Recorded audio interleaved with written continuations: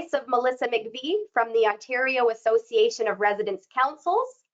Just wanted to give everyone a warm welcome and thank you for taking the time to participate in today's live webinar. We'll be spending the next hour with our special guest, Amber Capitosto, Certified Nutrition Manager, and Dale Mayerson, Registered Dietitian, to dig into the exciting topic of long-term care food purchasing, production, and menu planning.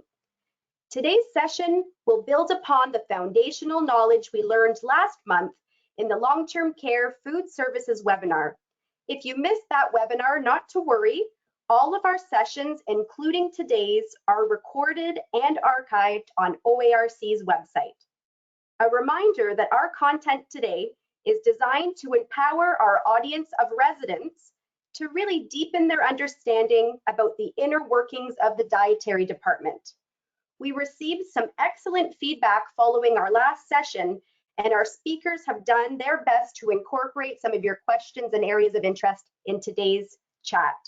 So before we get started, you'll notice that we've muted your microphones in an effort to eliminate background noise and distractions. We have protected time for a question and answer period at the end of today's webinar, at which time we'll invite you to type your questions into the question box, or you can unmute yourself and ask your question out loud.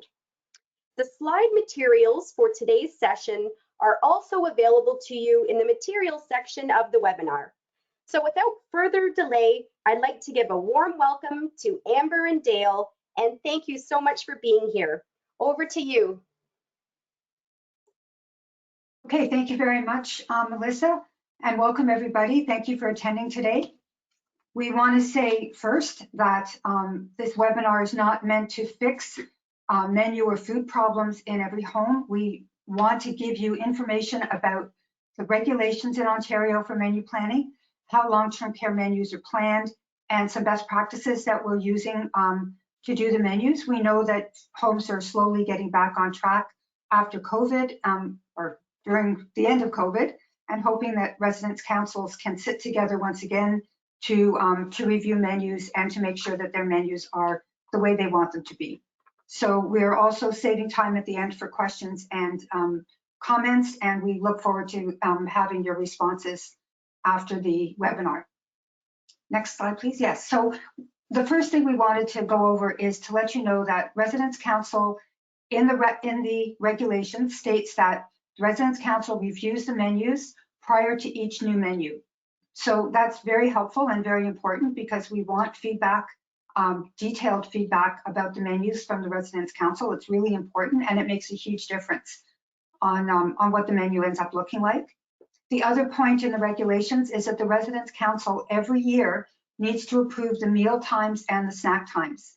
So that's also important. We want to be sure that within the regulations that we're meeting the needs of the residents. And I know some places have changed their breakfast times, maybe from 8 to 8:30 or whatever, to help with how the home operates and help residents be able to attend breakfast. And in both of those cases, we want the Residents' Council minutes or records of the meetings to reflect that these have been done. And in most cases, the nutrition manager keeps a copy of those minutes so that the ministry can see them if the ministry comes in and wants to know that these 2 points have been completed. Next slide, please. So the regulations are found under number 71 for menu planning, and this is a shortened version of what the regulations say, but the home menu should be a minimum of 21 days. And should include the regular menu and the regular diet and whatever other diets and textures are needed for the home. The menu should include 2 choices for lunch and 2 choices for supper or dinner, whatever word you want to use. Should include many alternative beverage choices, which I think we covered pretty well last time, that hydration is very important for residents, and we want to provide as many beverage choices as are needed to make sure that all residents are drinking enough. The menu has to be approved in writing by a registered dietitian. The menu has to be reviewed by Residents' Council, as we just said, and the menu is reviewed and updated at least annually. And I want to show you through these slides how big a task this is. It's possible to make menu changes twice a year, but we would always recommend that one be kind of a more minor changes, maybe the difference between a spring, summer, and a fall, winter menu, and the annual change be more involved to make sure that the residents are always happy with the menu. Next slide, please. In terms of food production, just continuing with the regulations, there has to be an organized food production system in the home, and that must include a minimum of standardized recipes. These are recipes that are tested and known to work. Production sheets, and I will explain what that is later on, but mostly just in one sentence, a way for the cooks to know how much of each food item to prepare. The actual preparation of menu items is obviously part of the organized food production system. Making menu substitutions if they're needed. So that might be something didn't come from the supplier as was expected, and so we have to make a menu substitution. More often it's because maybe some meat didn't get defrosted in time. Somebody forgot to defrost the meat, and so we have to make a menu substitution. And communicate to residents and to staff any menu changes. So those menu substitutions do get communicated to residents before the meal times. We also are working within a particular budget. The ministry provides in their raw food budget $9.54 per resident per day for every resident in Ontario. And this covers all the meals and all the snacks and all the drinks for residents. Okay, we are really supposed to stay within that limit if at all possible. And we're supposed to track what we're doing too to make sure that we're within the 954 or else know why we're over. In terms of nutrients in the menu, the home has to make sure that the menu provides adequate nutrients, adequate fiber, and adequate energy, and that means calories, based on the current dietary reference intakes. And the dietary reference intakes, just again in one or two sentences, is a huge body of work where experts from Canada and the United States have looked at every nutrient for every age group and made recommendations for how much of each nutrient everyone is supposed to get. So a lovely, huge body of work that is used across many different places within Canada and the United States. And the menu also has to have a variety of foods, including fresh seasonal foods when possible from all food groups, in keeping with Canada's food guide. Canada's food guide changed maybe 2 years ago. Previously, there was a more numerical system where it said that people had to have 3 servings of milk, 3 servings of meat, 7 grain servings, and 7 fruit and vegetable servings every day. That's changed now to a more of a plate structure. So a little bit less math to do in terms of Canada's food guide, but still we have to follow what Canada's food guide says. For meals and snacks, again, coming from the legislation, from the regulations, residents should be offered a minimum of 3 meals a day, between meal drinks 3 times a day, and a snack in the afternoon and in the evening. And those planned menu items are offered and available at each meal and each snack. And just again, the wording is if it's planned, then it has to be offered. So if it's sliced apple for the snack, then sliced apple has to be offered. That's what that wording means. Next, please. So the regulations also say that a full breakfast has to be available at least up until 8:30 a.m. and the evening meal cannot be served before 5 p.m. And that's because there's such a long time between dinner and breakfast the next morning. So sometimes everyone's in the dining room at 4:45, wondering why the meal isn't being served. And now you know this is why the dietary aides are not allowed to start serving until 5 o'clock p.m. Food and beverages have to be available to residents on a 24-hour basis. So for example, if somebody wakes up at 2 in the morning and they're hungry, the PSW can provide a basic snack, cookies and tea, or half a peanut butter sandwich, something like that. Those supplies are on hand 24 hours a day, just if people need it between meals. Next, please. So most menu cycles are 3 to 4 weeks long. 3 weeks, believe it or not, actually provides a little bit more variety than 4 weeks. The menus can be purchased or they can be created in-house for each home. There are a lot of food wholesale companies that have a separate menu division. They charge for their services, and you can purchase menus, and that's fine. But even if you purchase the menu, even if the home purchases the menu, the manager has to make changes to the menu to accommodate the residents within the home. So one generic menu would not fit every home in Ontario. Residents have certain preferences, certain things that they like to have, certain things they would never eat on the menu. And so the menu, even if it's purchased and it's a lovely menu, it still needs to be, I want to say, individualized to each home based on what Residents Council wants from what they've heard from the residents. So the purchased menus are good because they come with recipes, they come with production sheets, they come with diet spreads, but it still needs to be fine-tuned for each individual home. Next slide, please.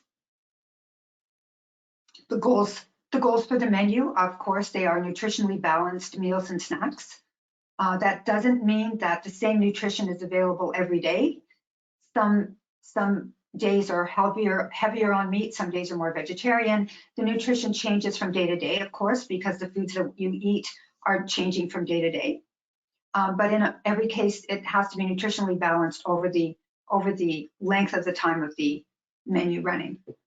We have to provide variety and creativity. We have to have attractive plates.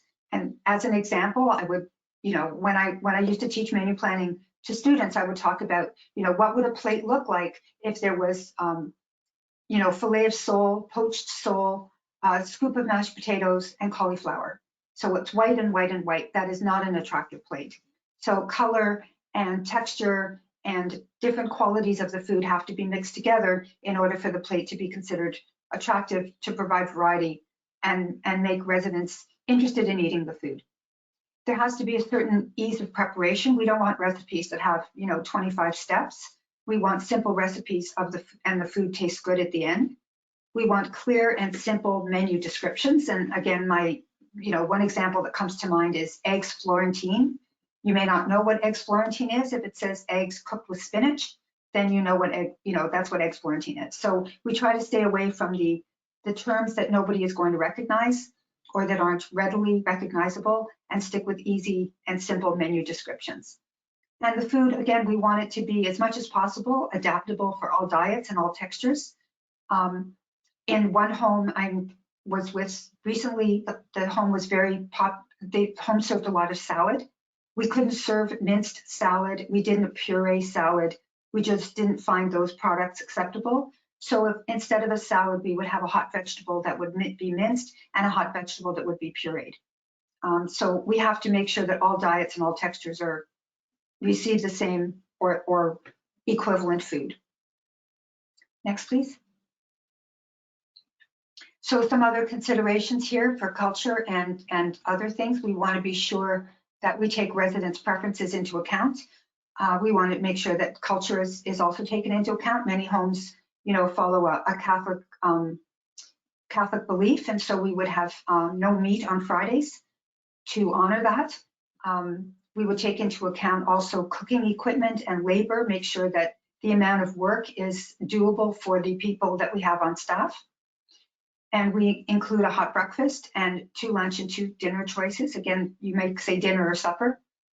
And so each meal is going to have a protein item and appropriate side dishes, including vegetables, maybe a soup or a juice to start the meal, some kind of dessert, and hot and cold drinks. We also would have in our menu the morning drink, the afternoon and evening snack.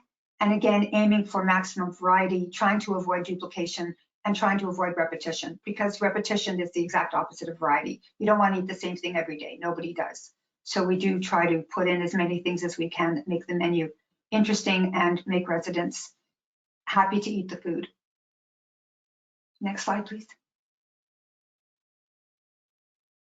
So the menu discussion has to take place all over. So we have conversations with residents and with families. We do plate audits or plate waste audits. So might sound very silly to you, but a plate audit is when we can go around the dining room and we can see what is being eaten, which is important information. Alternatively, we can do a plate waste audit, and we can look at the plates after the residents have finished eating and see what's left on the plates. So 70% of the residents didn't eat their carrots. And so we know that we need to find out why. You know, is it the carrots? Maybe they were too cold. Maybe they weren't in the steamer long enough. Maybe they weren't seasoned well. You know, a whole slew of possible situations about the carrots. We wouldn't just take the carrots off the menu. We would find out what happened first if we could. We depend on residents' council. We depend on a food committee if there is a food committee. Food committees seem to have a lot of fun also planning Christmas menus and Easter menus and special events if that's something that the home encourages. I know in one place we had very lovely fine dining for breakfast. So, you know, there's lots of little things that can take place that the food committee can improve on or recommend to make the meals more interesting sometimes. We depend on family council. Families also want to talk about food very much. We get information from the annual resident care conferences that we have with every resident and their families. We get written surveys back from residents and families. There's by law, homes have to provide an annual survey to residents and families. But we can do our own short surveys in the dining room. There's a million questions that we could ask. You know, did you enjoy your meal? Was your hot food hot? Did you have enough to eat? So all of those surveys can be done.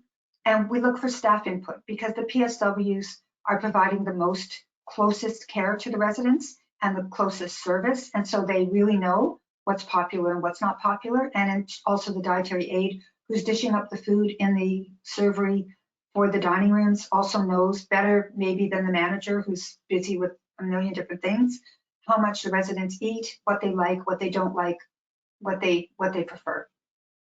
So we get feedback and information from many different places when we sit down to work on a menu. So again, we do checks as well. We check for, like I said, color, texture, variety on the plate. The more variety, the more the food looks nice, the more the residents will eat, the more nutrition will get into them. So of course, this is very important. We can't plan a menu where everything goes in the steamer or everything goes in the oven. So again, we're using different cooking methods and using different equipment to plan a nice menu.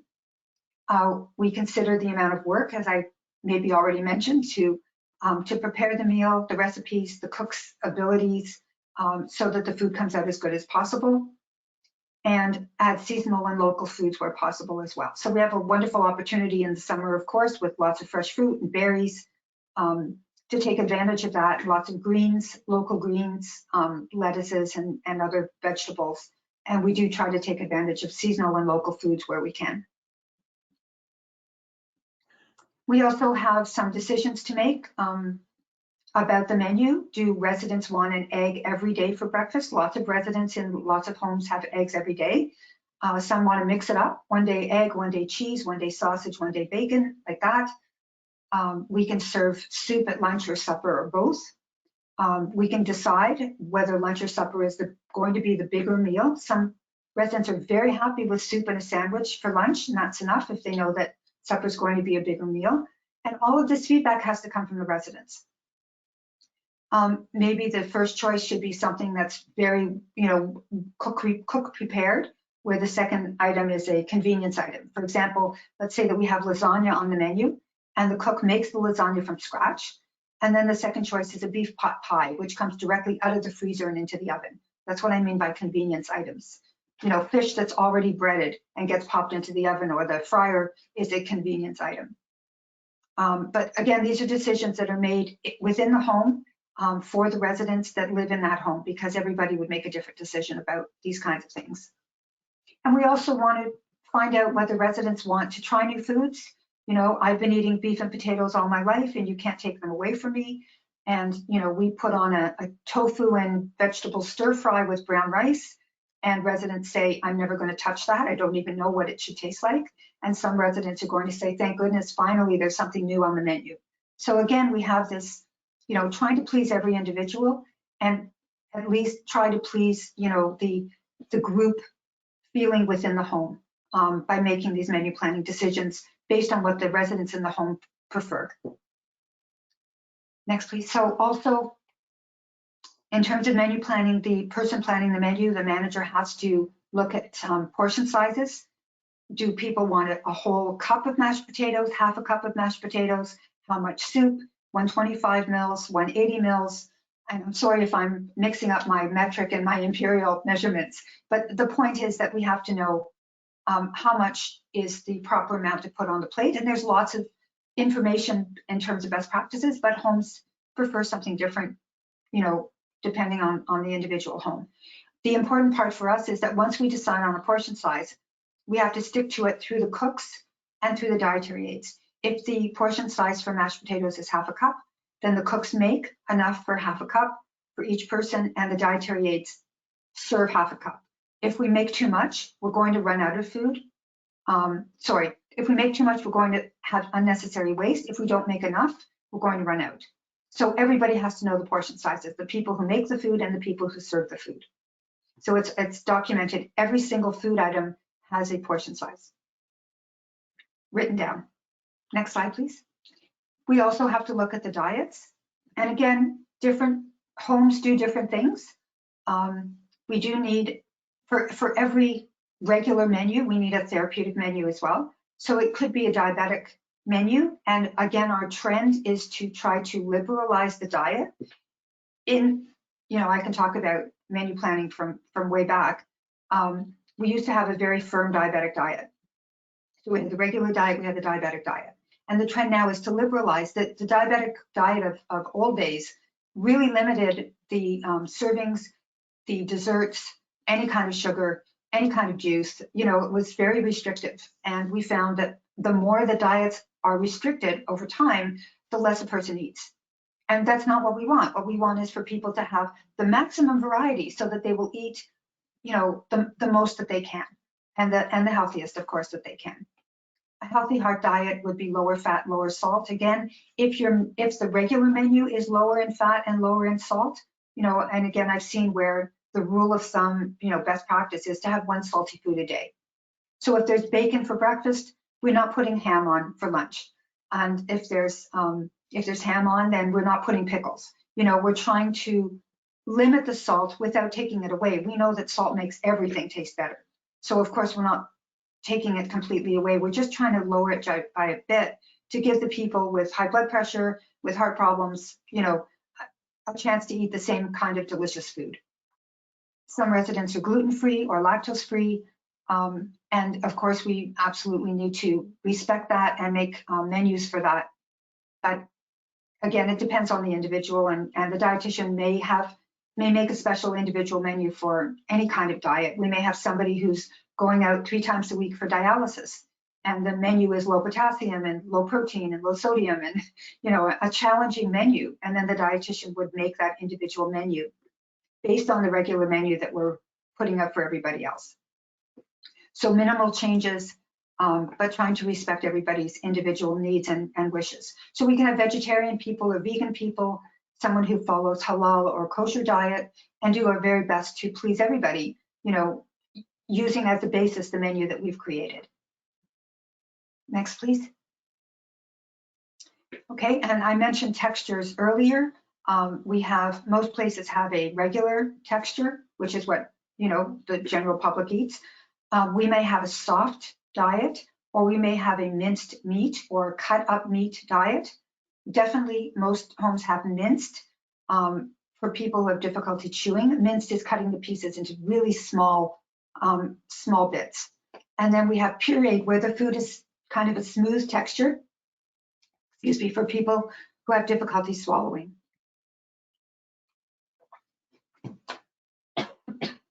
Sorry about that. We wanted to just mention IDSI, the International Dysphagia Diet Standardization Initiative. This is an international initiative, as it says, trying to make sure that all pureed food and thickened fluids are the same around the world. And there's lots of differences between diets that are kept in long-term care homes and diets in those long-term care homes, regional hospitals. So if somebody gets sent from the long-term care home to the hospital with a particular diet order, we want to be sure that the hospital understands what that diet order is. from the long-term care point of view, that's the reason that we're looking at the IDSI initiative. So the different thickened fluids would be regular fluid for sure, like again, what the general public drinks, mildly thickened, moderately thickened, and extremely thickened. Extremely thickened is like a pudding type of consistency, so really thick. Because so many people, due to stroke or due to dementia or due to Parkinson's or many other conditions, have difficulty swallowing, especially fluids. It's a real choking hazard. And of course, we don't want anybody to choke, and that's why we thicken the food, and we have, as part of the diet prescription for everybody, what kind of thickened fluids or what kind of fluids a person needs. Next, please. So now we've planned the menu, we've figured out the portion sizes, we've created the menu for the diets, and now we're going to do the production sheets. So there's another challenge here, and that is figuring out who is going to eat what. How many people are going to choose the chicken? How many people are going to choose the salmon? If chicken and salmon are the two choices for dinner. We need to have an idea of, historically what people eat, what they're used to, what they like, what they don't like. We are not able, once the food is served in the dining rooms, and it's gone from the kitchen and it's gone to the servery and it's gone on the plate and it's served in the dining room, we're not allowed to bring that food back to the kitchen. There's no leftovers in long-term care. Everything goes in the garbage if it's left over. So we want to minimize the waste as much as we can. So we do need to think about how much we're going to order, how much we're going to prepare, how much we're going to serve. And so we prepare a spreadsheet for cooks. So if you can imagine, there's 4 dining rooms. We have a list of all the food items, how much of each one the cook needs to prepare. And that would be, if we were serving breaded cod, for example, we would have breaded cod, we would have maybe a poached cod, we would have minced cod, and we would have pureed cod. And we'd need to know how much of each of those to prepare in total, and then how much we're sending to each dining room. And that all has to get written down so that the cooks know and the dietary aides know what to prepare, how much to serve in terms of portion, what they're expecting in terms of percentages. We also put a couple of extra portions on both choices for every dining room so that even the last resident who is served has a choice. If there's 50 people, no, let's try 26 people in the dining room, we're not going to serve, if it's 50-50, we're not going to serve, 30 people in the dining room, 15 and 15, because maybe the last person won't have a choice at that point. So we have to have a little bit of extra. The production sheets also include that very important defrosting schedule, because again, you can imagine if we're defrosting 50 pounds of roast beef or 50 pounds of ground beef, that it needs to come out of the freezer 2 to 3 days earlier so that it's completely defrosted and able to be mixed with ingredients and be able to be cooked the way it's supposed to be.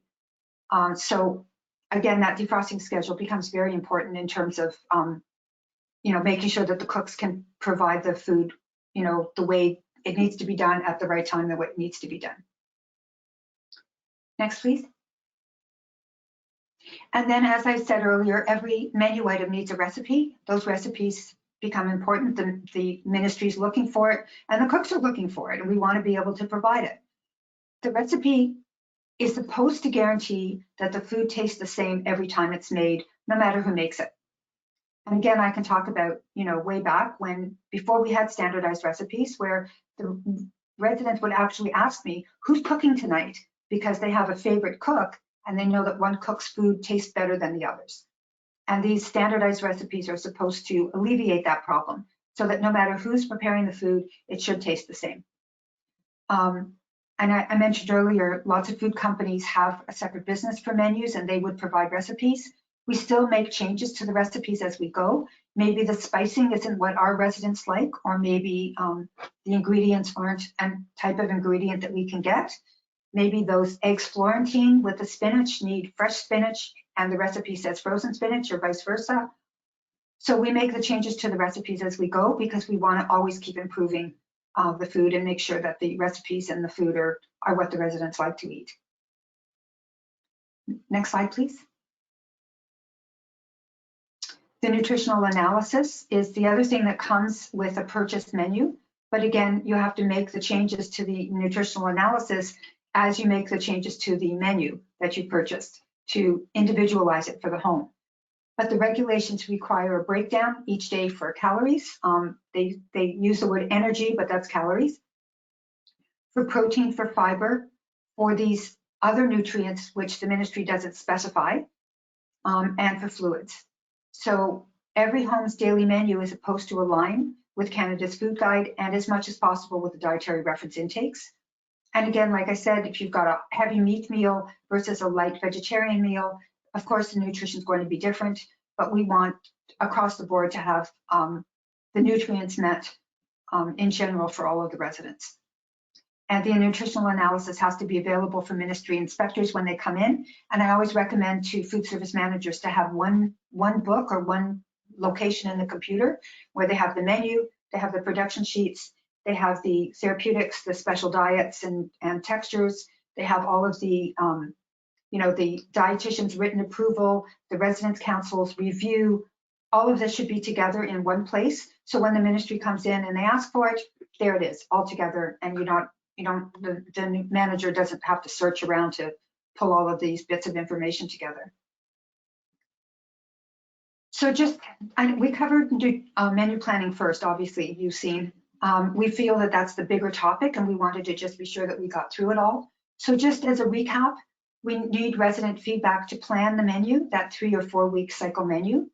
After we've done that, we plan the menu for the different diets and the different textures. Then we make sure that we plan the portion size for every single thing being served. We organize the recipe book so that everything on the menu has a recipe. Even something as simple as applesauce from a can would have a recipe. And the recipe always starts with wash your hands. Make sure that your utensils and your dishes are clean. Portion the applesauce, cover and place in the fridge until serving time. So something as simple as applesauce from a can still has a recipe. We have to lay out the production sheet so the cooks know how much to make and the dietary aides know how much they're serving. We need the cook to look at the menu and review it. We need the dietitian to approve the menu in writing, and we need residence council to review the menu and say that they've done that in writing. So that's the menu, and it takes time, and it really is a huge focus for the managers, and a lot of it might be invisible work. But that's why we wanted to lay this out for you today and show you what goes into menu planning. It's not just the 1 week or the 3 week menu. There's a lot of other material that needs to be created along with that. And if we change the menu, we have to change the production sheets, we have to change the therapeutics, we have to change the recipe book, so it's a trick to make sure that all of that gets done properly and thoroughly. So we know that many residence councils and food committees haven't been able to meet in person because of COVID. There are places that have been using Zoom to have the same meetings and with distributing the menus in advance so that the members can take a look and see what works for them and what doesn't work for them.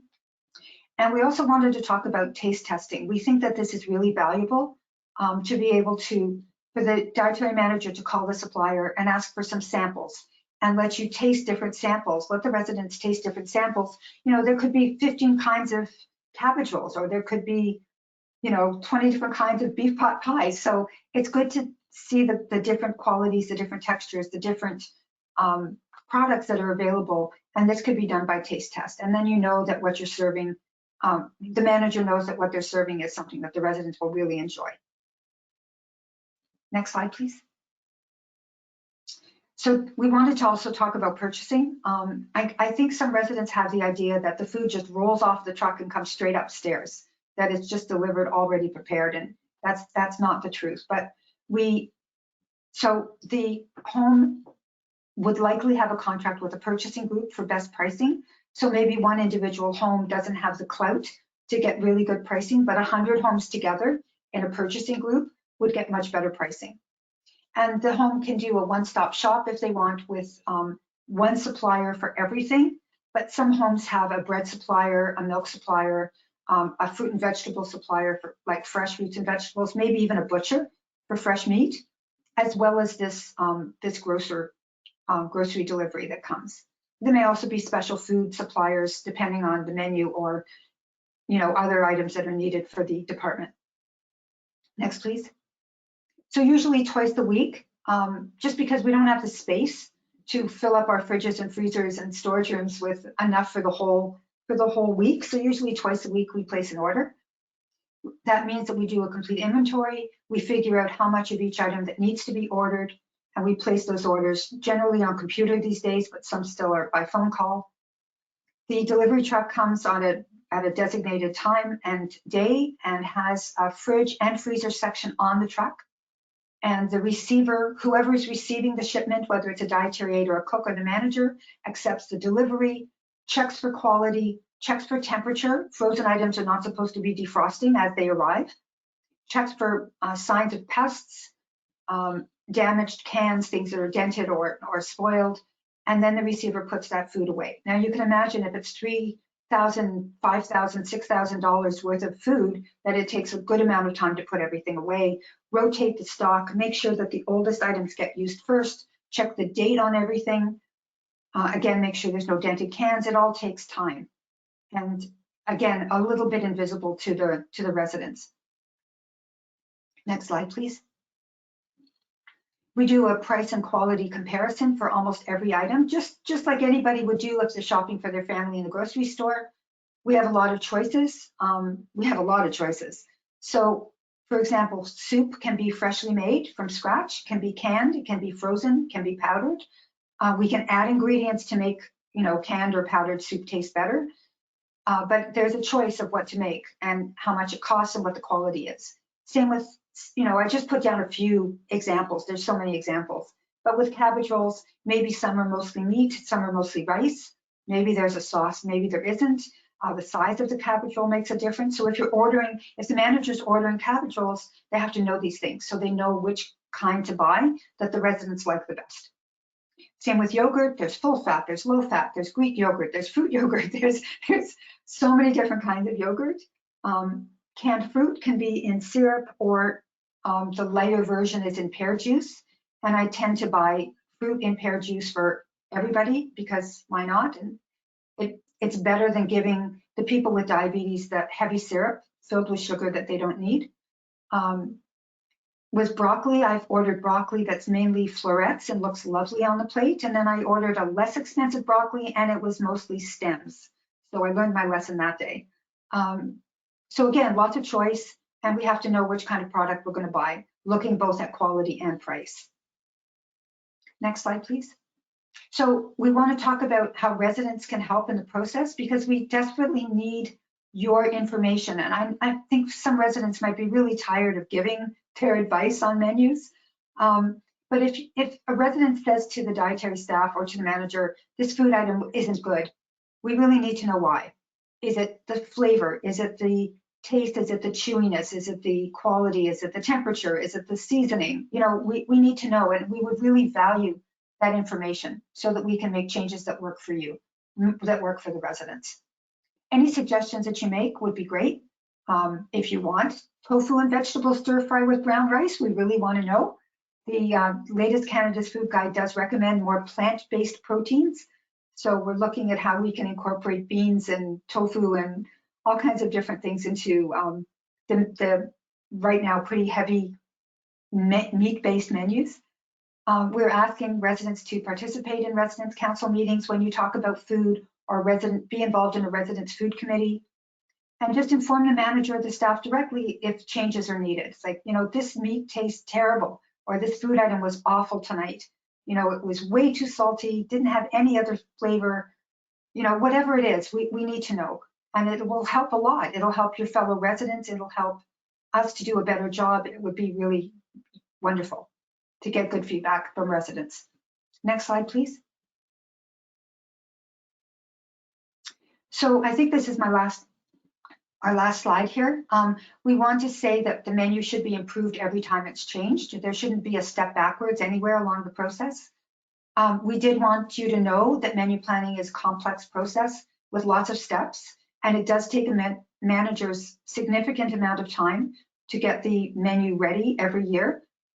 And so we do need other people involved in the process in order to succeed. We do also look forward to those audits, the plate audit, the plate waste audit, the resident survey, simple questions that we can ask even 3 residents a day would give us tons of feedback over the course of a month. Did you enjoy your meal? Was the food hot enough? Did you get good service? There's all kinds of questions that we could ask.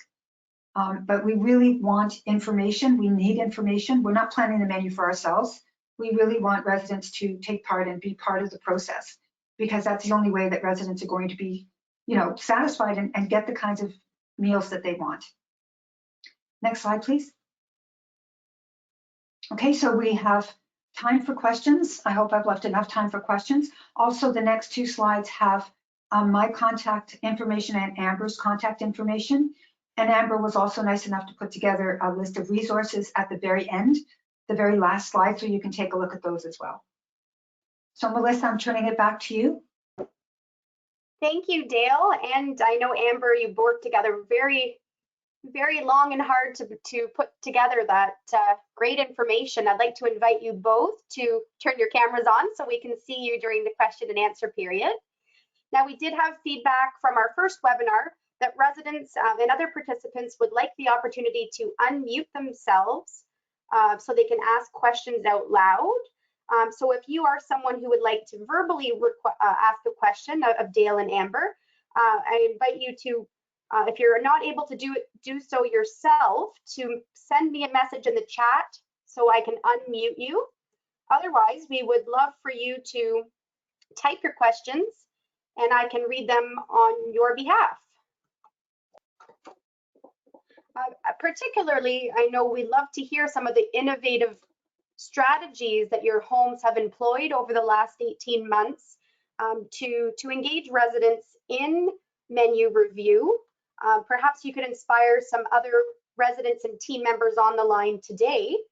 It was great that Gail provided the example of taste testing, because I just spoke with a resident leader yesterday who was thrilled that they were able to have a food taste testing program on every home area or every unit of her home, and they utilized the larger space in the dining room so residents could be safely distanced and still really get involved in the tasting program that they used to do as a whole home as part of kind of the resident council food committee. Okay, so we've got a question. Okay, so I'm just going to see if I can unmute you there. Saturday. Okay.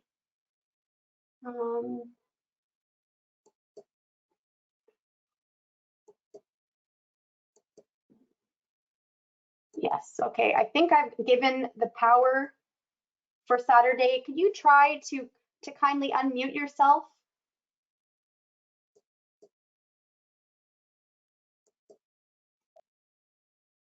Yeah, so I've given everyone the power to unmute.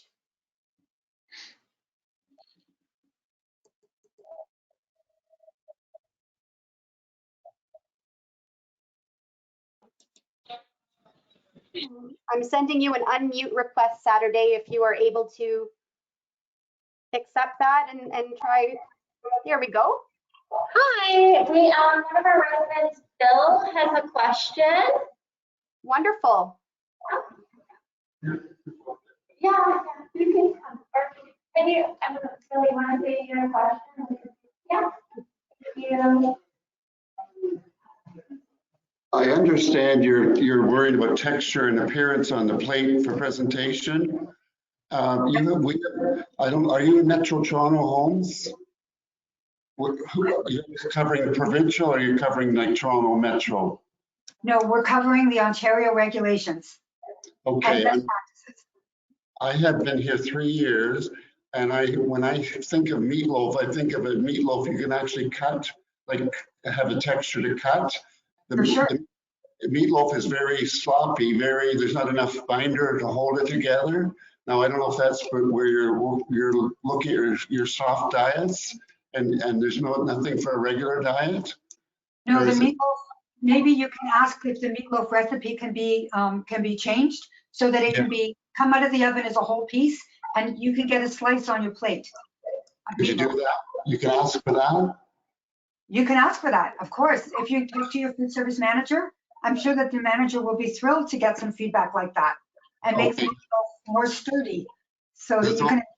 It's almost as if see if it's steamed or something and the moisture's gone into it. Okay, thank you. You're welcome. Thank you, Bill. Okay, thank you so much. I appreciate that question from Bill.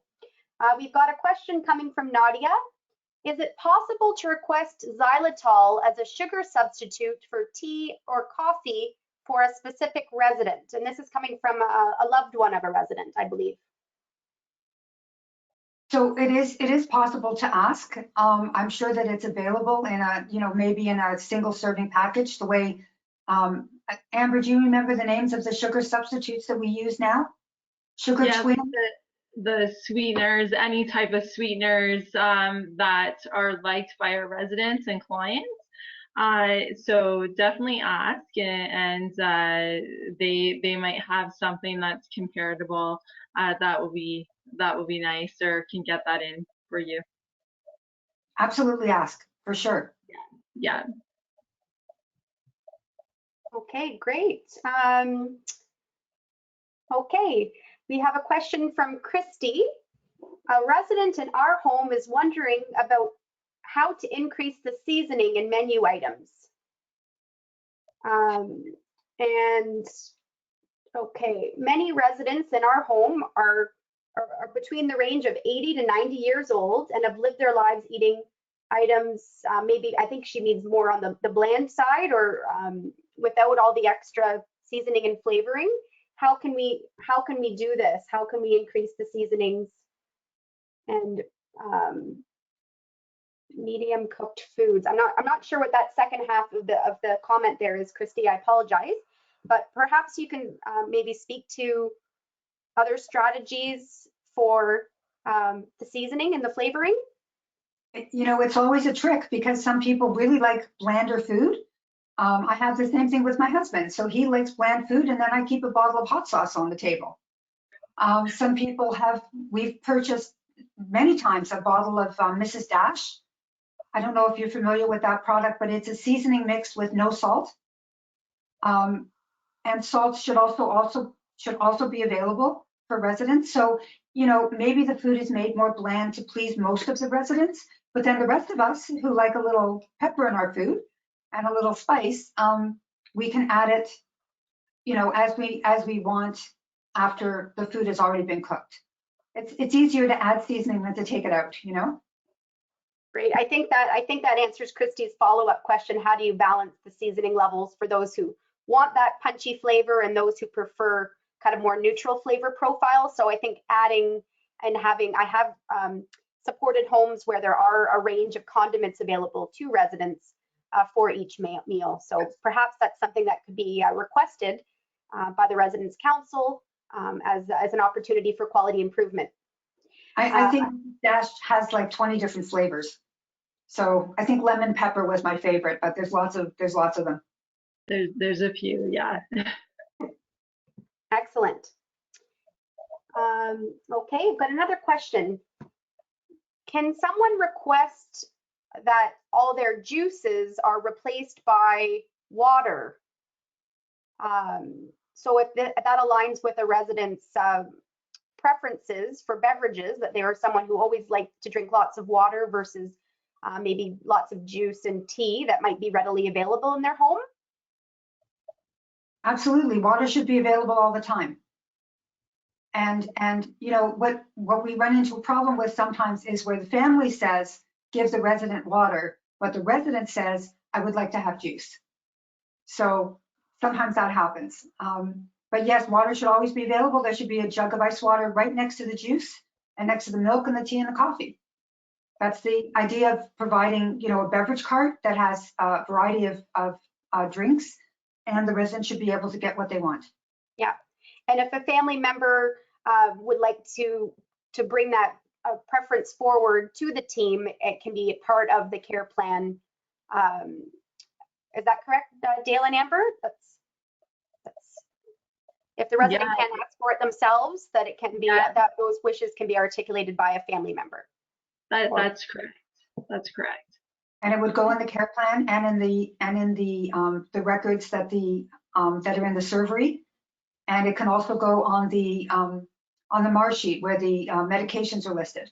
but the resident prefers water. So the Thank resident would get water with meals and with snacks and with medications. That's great. I believe that Bill had a follow-up question. Bill, and Saturday, I believe, is the team member supporting Bill. If you'd like to unmute yourself to ask your follow-up question. Yeah, we actually have two residents. Bill and Alan would like to ask a question. Bill's question was about, is there a soup insurer or a vegetable insurer? A fruit ensure, like a fruit. Sorry, a soup. Oh, like a soup insurer? There Oh, was the insurance drink, the nourishment Soup drink. flavor. Yes. Yes, there are lots of different flavors of all of those products.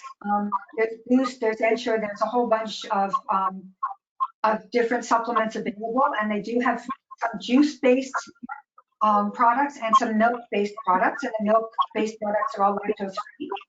But there's no soup that I know of right now. I know that one company tried soup, but it was a very long time ago, and I haven't seen it in years and years. Okay, and I think Alan has a question as well. Go ahead, Alan. Well, why is it I get so much water with my meals when my slip says dislikes water with meals?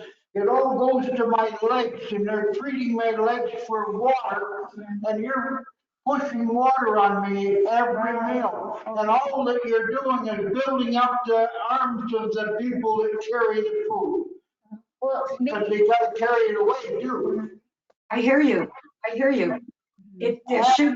You should make it very clear that you don't want water. You never want water. Dislikes water with meals. I'll help you, Alan. I can help you talk to them about that. Second thing, why are meals thinner on the weekend than during the week? You got different stuff. They're putting thinner amounts out on the weekend than for the week. So they're putting, did you get that, Amber? Yeah. Meals are smaller on the weekend. The portions are smaller on the weekend? Is that what you're saying? Portions are It's smaller. not the same as during the week. It seems to be It sounds like a quality issue. Can you answer that? people in the kitchen that are loading the trays, is somebody else. So definitely communicate that with your food service manager. I talked to a dietitian when I came here. I agreed that I wouldn't eat bread. I agreed that I would take the egg or meat or cheese in a plastic dish for snack, and I could eat it with a spoon. I'm throwing bread out every night from snacks. And I'm also asking for more leftovers to make up the difference there. So I'm throwing out a stack of bread like that at night. It's not eating. I lick the guts out of it. The bread I don't eat. I don't need that. I don't need to grow anymore. I'm just going to, Last month. thank you for that great question. I'm just going to mute the line so I can give our speakers a chance to respond without the background noise. So I think it's how can residents maybe express feedback about food quality and food quantity when there's maybe inconsistencies or what's being offered isn't consistent with someone's wishes. I think that's summarizing the question. Yeah, that's great. And I would say to Alan that please communicate with the team there, with the food service manager and the leads on your wishes, and mention that you notice there is a difference with the portion sizes on the weekends compared to during the week.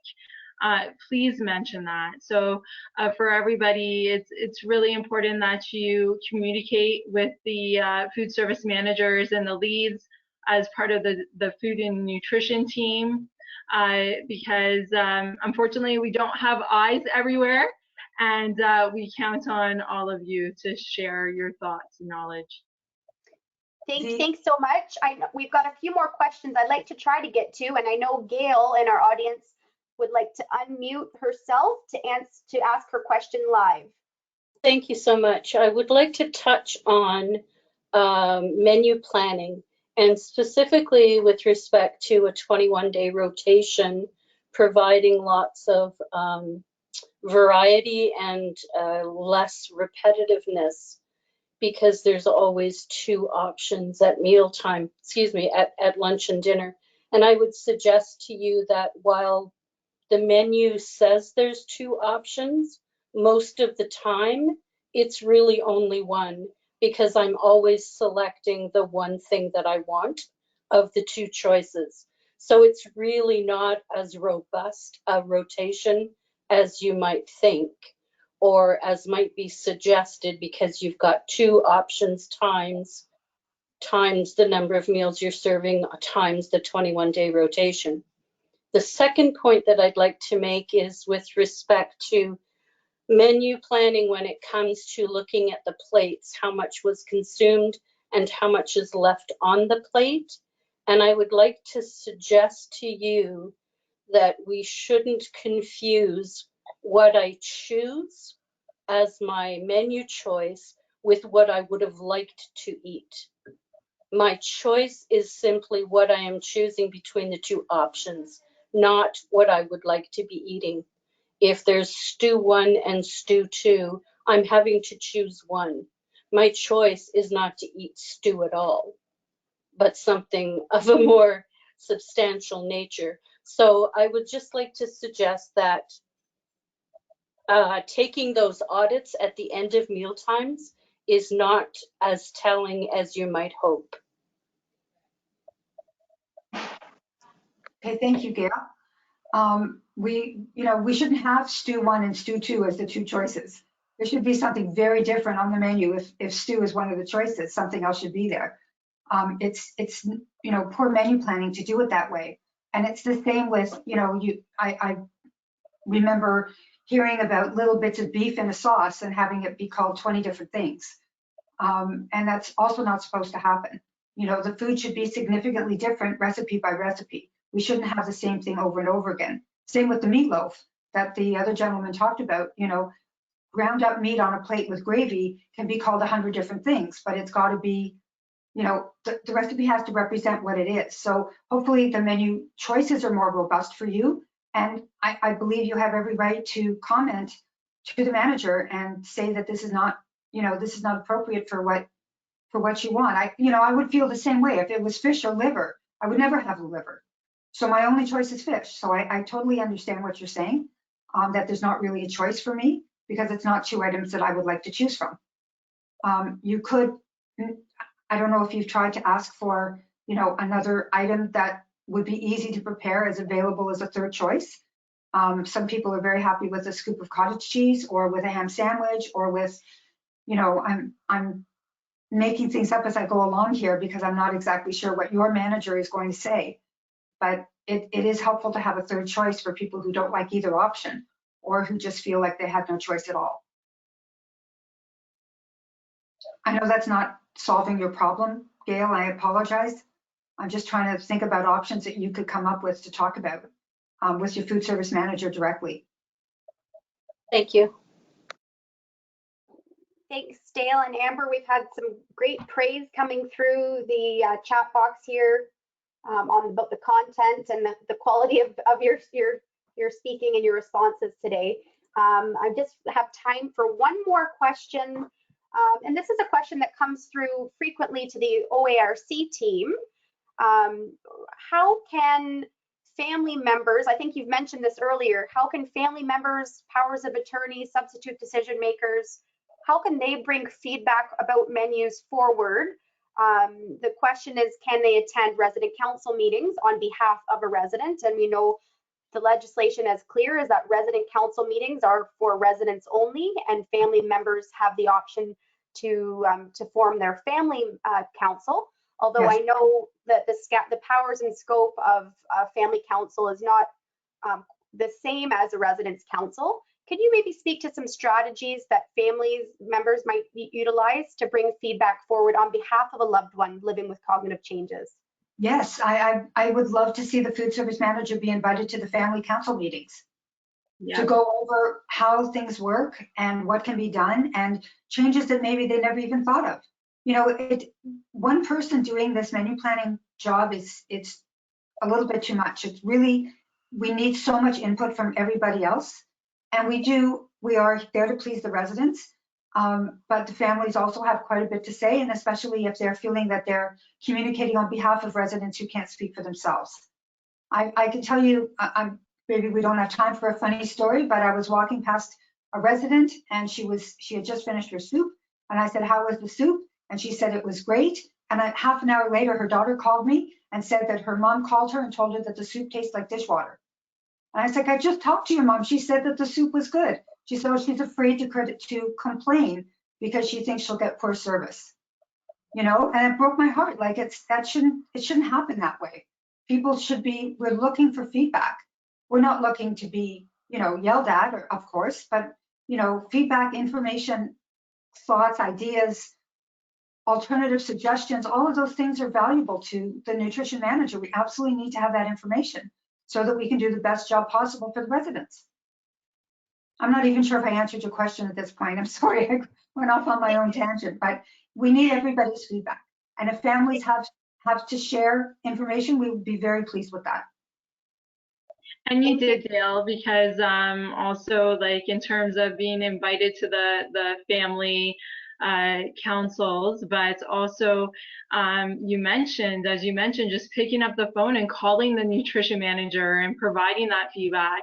And it could be constructive feedback, suggestions, but it could be that just to let us know that your family member really enjoyed their meal or their dining experience. So give that constructive feedback, and also give any positive feedback you have with the negative feedback you have. Yeah, we are happy with compliments too. Yeah. Thank you both, Dale and Amber. This has been such a valuable hour. I know this is a topic that could cover multiple hours, and you've already been so generous doing two food foundations webinars for our audience. I know there are a handful of questions we didn't have time to get into. I will endeavor to follow up individually with Dale and Amber if it's something that we were able to cover for you. The OARC team is always welcoming your comments, and there will be an opportunity for you to give some feedback about today's session, so we can also help identify future learning needs on how we can build upon this critical foundational knowledge. I mentioned earlier that the session is recorded, so perhaps there's some team members or residents in your home that missed the session today.